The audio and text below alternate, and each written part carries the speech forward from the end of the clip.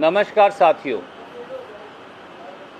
America की director national intelligence तुलसी Gabbard जी ने भी अब इलेक्ट्रॉनिक वोटिंग मशीन को लेकर जिस प्रकार की समस्याएं अमेरिका की सरकार की ओर से जाहिर की हैं, वो ईवीएम की विश्वसनीयता पर बहुत बड़ा सवाल खड़ा करता है। अमेरिका की डायरेक्टर नेशनल इंटेलिजेंस तुलसी गबार्ड जी ने 3 महत्वपूर्ण बातें कही। पहला, ईवीएम की जो मशीन हैं ये सारी हैकेबल हैं, यानी इन्हें हैक किया जा सकता है। दूसरा, ईवीएम मशीन्स पर विश्वास नहीं किया जा सकता, ये उनकी रिसर्च ने और उनकी एजेंसीज ने अमेरिका की पाया है। और तीसरा, ईवीएम में डाला गया वोट कभी भी बदला जा सकता है बजाय उसके जिसके हक में दिया गया हो। हमारा ये कहना है कि ये तथ्य तुलसी गबार्ड जी द्वारा सार्वजनिक पटल पर रखे जाने के बावजूद अब 24 घंटे से ज़्यादा बीत गए। इलेक्शन कमीशन ऑफ इंडिया और चीफ इलेक्शन कमिश्नर चुप क्यों हैं? दूसरा सवाल है, प्रधानमंत्री मोदी जी, एनडीए की सरकार और बीजेपी पूरी तरह से चुप्पी क्यों साधे है? तीसरा सवाल है, सोर्सेस के द्वारा इलेक्शन कमीशन प्लांट करके ये कह रहा है कि ईवीएम बिल्कुल ठीक है, सामने आकर सीईसी ये बात क्यों नहीं कहते? चौथा सवाल, अगर ऐसा संशय वो भी अमेरिका की सरकार द्वारा जांच के बाद बिल्कुल सीधे सीधे साक्ष्यों के आधार पर ईवीएम की विश्वसनीयता को लेकर प्रस्तुत किया गया है, तो क्या भारत सरकार की और इलेक्शन कमीशन ऑफ इंडिया की जिम्मेवारी नहीं कि वो सारे साक्ष्य और तथ्य, वो सारे सबूत और जांच जो अमेरिका की सरकार ने जुटाए हैं उन सबको वो इकट्ठा करते और हमारी ईवीएम से उन सारे साक्ष्य की जांच करते और फिर किसी निष्कर्ष पर पहुंचते कि हमारी ईवीएम गलत है या ठीक? और पांचवी बात, अब ईवीएम का मामला सुप्रीम कोर्ट को क्या इसका सुओ मोटो संज्ञान नहीं लेना चाहिए?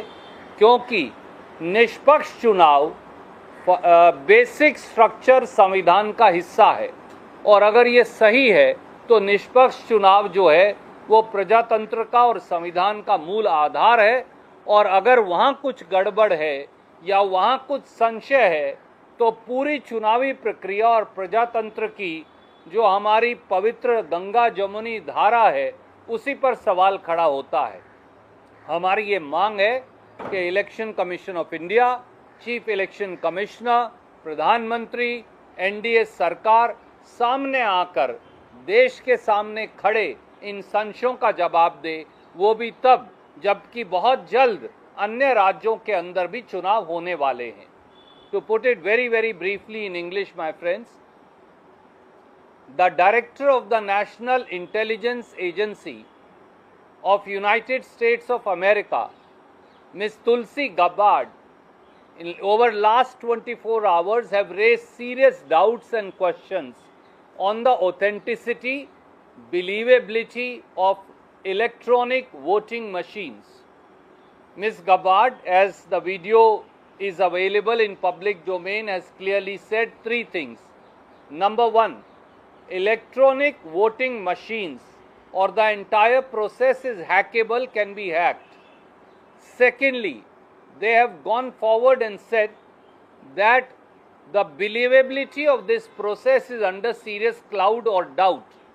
And thirdly, she said America believes that the vote cast in favor of a particular individual by electronic voting machine in absence of any other certification, then it leads to a certain maneuverability and manipulation.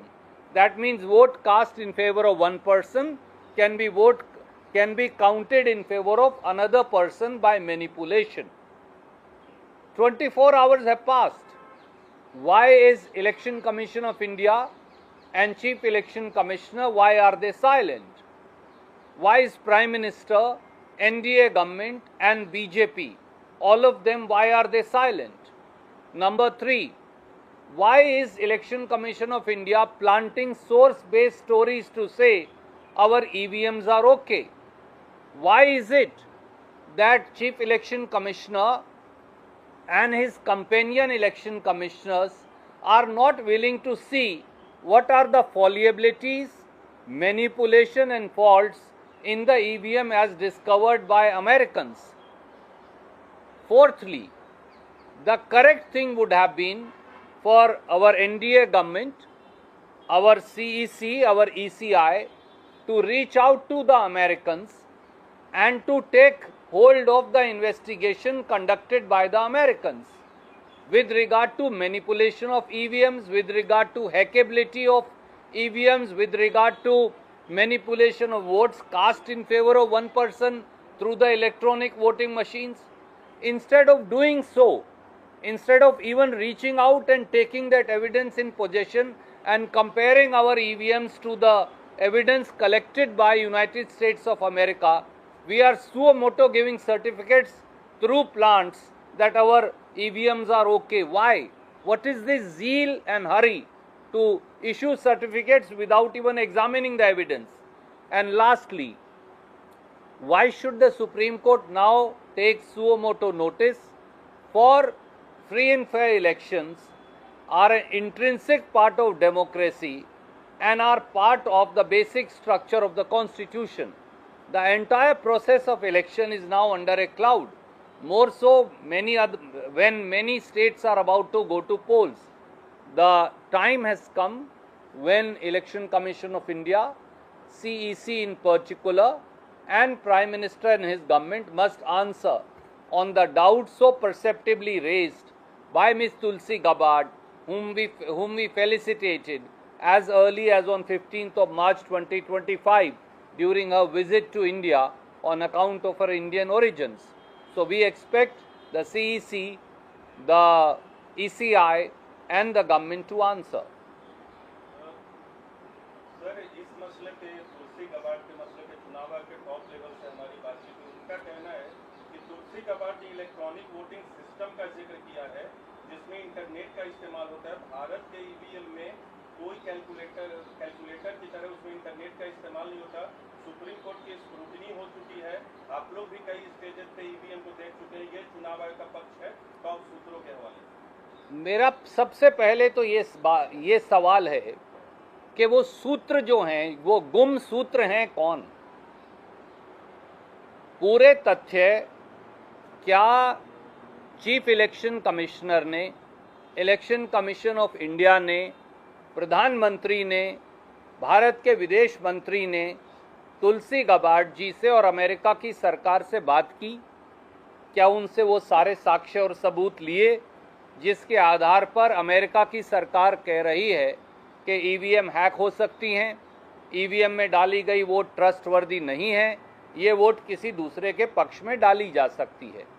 बगैर वो सारे साक्ष्य लिए ये self certification सूत्रों के माध्यम से ये क्या चीज़ है? ये कौन सी चिड़िया का नाम है? इलेक्शन कमिश्नर सामने आए, कहें कि हाँ हमने अमुक दिन वो सारे साक्ष्य लिए थे, हमने हमारी ईवीएम को टेस्ट किया, हमारी ईवीएम ये इस प्रकार से सही है या इस प्रकार से गलत है, या ये कमियां पाई गई हैं हम उन्हें दुरुस्त कर लेंगे। ये सवाल कांग्रेस या बनाम बीजेपी का है ही नहीं, ये सवाल प्रजातंत्र की शुचिता को कायम रखने का है और उस पर चीफ इलेक्शन कमिश्नर, ईसीआई और सरकार पूरी तरह से एक दीवार के पीछे छुप गई है। ये छुप क्यों रहे हैं, सवाल ये है।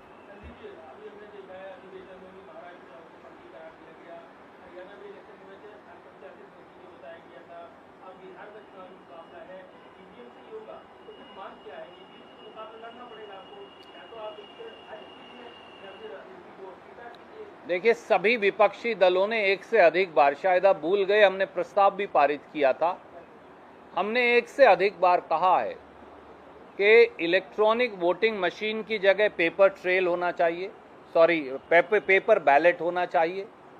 जब तक ईवीएम से चुनाव है हम ईवीएम से लड़ेंगे और ईवीएम से लड़कर जीतकर फिर उसे पेपर बैलेट में बदलेंगे।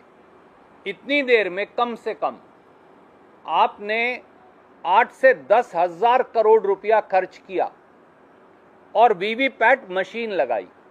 वीवीपैट मशीन क्या है? जो जिसके पक्ष में ईवीएम में वोट डालता है वो कागज का टुकड़ा एक डब्बे में डल जाता है। जब आपके पास सबूत है कि किसने किसके पक्ष में वोट डाली है तो वो सारे जो वीवीपैट के कागज हैं उनको गिन लीजिए।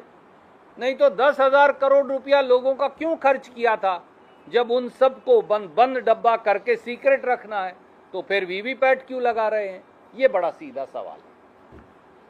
सर इसके अलावा बंगाल में सर मैं एक छोटा सा मुद्दा और है, अगर आपकी अनुमति हो, इससे जुड़ा नहीं है पर महत्वपूर्ण है। साथियों, 2019 में ये सामने आया कि भारत सरकार विपक्ष के नेताओं की जासूसी कर रही थी, जजेस की जासूसी कर रही थी, पत्रकारों की जासूसी कर रही थी, खुद के केंद्रीय मंत्रियों की जासूसी कर रही थी और अन्य बिजनेसमैन और दूसरे लोगों की भी जासूसी कर रही थी। ये सारा जासूसी का खेल पिगैसस नाम के स्पाईवेयर के माध्यम से हो रहा था, जिसके माध्यम से सैकड़ों के करीब लोगों का फोन व्हाट्सएप की माध्यम से हैक कर लिया गया और एनएसओ जो इजराइल की एक एजेंसी है उससे ये पिगैसस स्पाईवेयर खरीदा गया। मामला सुप्रीम कोर्ट तक गया और आज भी वहां विचाराधीन है। 22 अप्रैल 2025 को इसी महीने अगली पेशी सुप्रीम कोर्ट में लगी है। मोदी सरकार ने बगैर कोई बयान दिए पूरा मामला रफा दफा कर दिया। राहुल गांधी जी ने आगे बढ़कर ये कहा था कि ये सारी जासूसी हो रही है। बहुत देर ये विवाद चला और बाद में इसे ठंडे बस्ते में डाल दिया गया। इसके बाद मेटा, जिसे फेसबुक भी कहते हैं, व्हाट्सएप के जो मालिक हैं, उन्होंने अमेरिका में एक केस दायर किया बाकायदा इजरायली कंपनी एनएसओ के खिलाफ, जिन्होंने पिगैसस स्पाईवेयर बनाया है, और उन्होंने कहा कि नाजायज तौर से इजरायली कंपनी एनएसओ ने ये व्हाट्सएप जो है उसके अंदर ब्रीच करके और ये पिगैसस नाजायज तौर से लोड किया। वहां गवाही हुई, वो साक्ष्य सारे मौजूद हैं और मैंने उन्हें अब सार्वजनिक पटल पर रख दिया है। पर जो महत्वपूर्ण बात है, एक कागज जो पहले सार्वजनिक पटल पर नहीं था कि कितने लोगों के फोन हैक हुए, ये नहीं आया था आज तक। अब एग्जिबिट 40 वहां लगा दिया गया है और ये कागज अब उपलब्ध है, जिसे मैंने सार्वजनिक पटल पर रख दिया है। इस एग्जिबिट 40 में उन सारे 52 मुल्कों की लिस्ट है जिनके फोन पिगैसस स्पाईवेयर के द्वारा व्हाट्सएप को ब्रीच करके हैक किए गए। इस लिस्ट में दूसरा नंबर हिंदुस्तान का है, अगर आप देखें, और यहां साफ लिखा है, अब तो अदालत में एक कागज पेश हो गया कि हिंदुस्तान के 100 लोगों के फोन नाजायज तरीके से जासूसी के माध्यम से पिगैसस स्पाईवेयर से हैक किए गए थे। मैं ये उन 52 के 52 मुल्कों की लिस्ट आपको दे रहा हूं। अब सवाल बड़ा सीधा है, इसके बाद अब कोई शक नहीं बचा। यही नहीं, वहां बाकायदा गवाही हुई, शपथ पत्र आया और उस शपथ पत्र के अंदर, जिसकी प्रतिलिपि मैं यहां रख रहा हूं, साफ तौर से फेसबुक ने ये कहा, एनएसओ पिगैसस स्पाईवेयर की मालिक कंपनी ने कहा कि हमसे ये सारे जासूसी वाले लाइसेंस जो हैं वो सोवरिन यानी सरकारों ने लिए थे। तो अब 5 सवाल बड़े सीधे मोदी सरकार से हैं जो हम पूछ रहे हैं।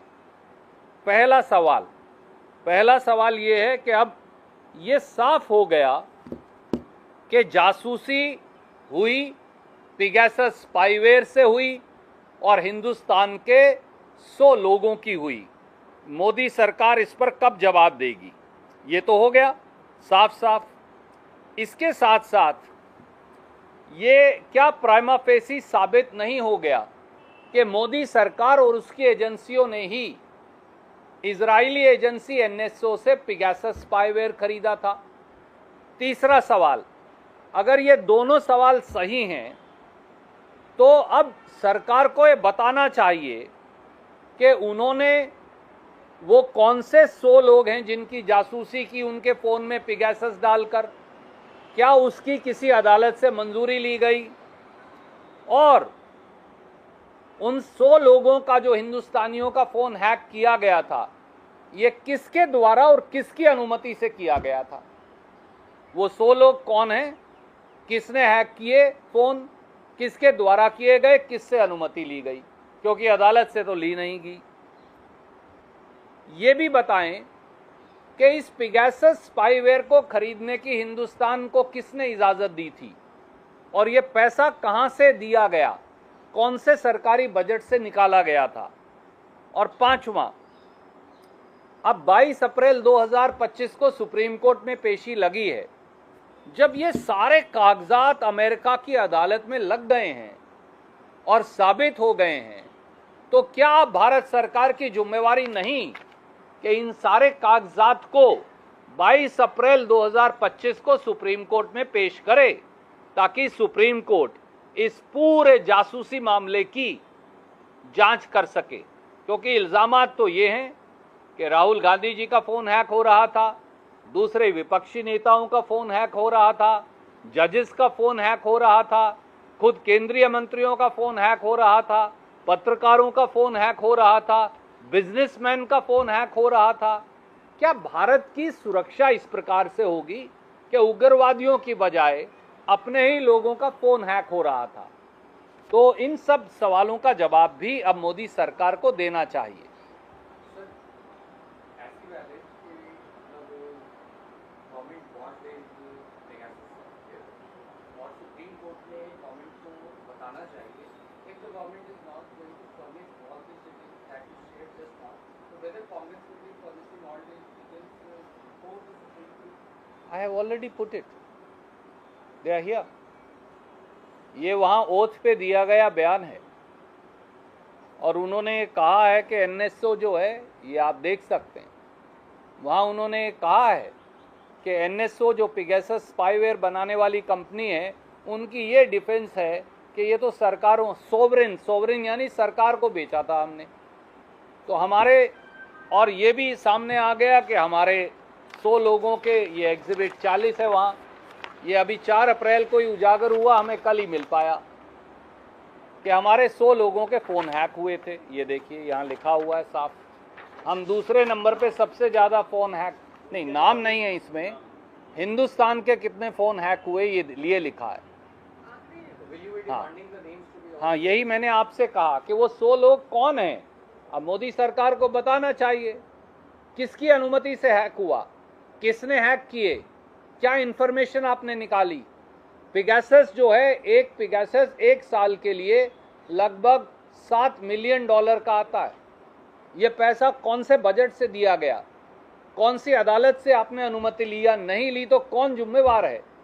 अब इन सब बातों का साक्ष्य जब आ गया है तो इन सब साक्ष्यों को सुप्रीम कोर्ट के सामने रखना, वहाँ से सर्टिफाइड कॉपी लेकर आना, ये तो सरकार की जवाबदेही और जिम्मेवारी है, उन्हें ये करना चाहिए।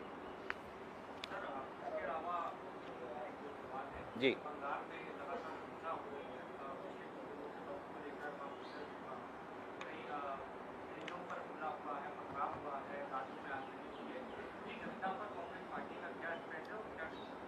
कांग्रेस ने हमेशा एक बात साफ कही है, हिंसा किसी चीज का ना हल है ना रास्ता। अगर कोई सरकारी संपत्ति का नुकसान करता है तो कानून को अपना काम करना चाहिए, वो कोई भी हो। अगर कोई हिंसा करता है तो भी कानून को अपना काम करना चाहिए। पर क्या इस सरकार को अपना राजधर्म याद भी है?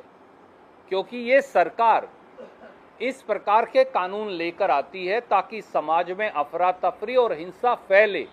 तो कहीं ना कहीं हिंसा करने वाला जिम्मेवार है, पर उसके साथ साथ दिल्ली की शहतीर पर बैठे शहंशाह और उनकी सरकार भी हिंसा के लिए जिम्मेवार है। सर, अनुमान जानती है कुछ मुस्लिम लीडर्स का ये बयान आ रहा है जिसमें कट्टे और तलवार इसलिए लहराए जाते हैं कि दूसरे समाज को डराया जाता है। देखिए, मैं तो तपिस्थल की कुरुक्षेत्र की धरती से आता हूँ, जहाँ वो टीला है, जहाँ किद्वंती ये है कि माता अंजनी ने सूर्य भगवान का तेज लिया, जहाँ से हनुमान जी की उत्पत्ति हुई। तो इसलिए हरियाणा के लोग तो वैसे भी हनुमान भक्त होते हैं। हनुमान किसके भक्त थे? भगवान श्री राम और सीता मैया के। राम और सीता और हनुमान ये हमारे आराध्य हैं, और हमारे आराध्य कभी हिंसा के प्रतिबिंब हो ही नहीं सकते। न राम के नाम पर हिंसा हो सकती, न हनुमान के नाम पर हिंसा हो सकती। भगवान राम और भगवान हनुमान के नाम पर जो लोग हिंसा फैलाते हैं, ये उनकी विकृत मानसिकता तो है ही, परंतु ये दर्शाता है कि उन्होंने कभी हनुमान जी को आत्मसात किया ही नहीं। काश हनुमान जी को आत्मसात कर पाते तो जानते कि हनुमान तो सेवा हैं, हनुमान तो प्रेम हैं, हनुमान तो भक्ति हैं। भक्ति, करुणा, सेवा, प्रेम, हिंसा कैसे हो सकता है? इस बात का जवाब मुझे दें। रणदीप जी, बाबा राम रहीम को 21 दिनों की दोबारा से एक पैरोल मिली है। ये 13वीं उनको पैरोल मिली है जब से वो कन्विक्ट हुए हैं। देखिए, मुझे लगता है कि जहाँ तक किसी व्यक्ति को छुट्टी देने का प्रश्न है, वो एक प्रक्रिया का हिस्सा हो सकता है, पर बार बार अगर किसी व्यक्ति को छुट्टी मिल रही है तो अदालत को जरूर संज्ञान लेकर जांच करनी चाहिए कि इसके पीछे असली मंशा क्या है।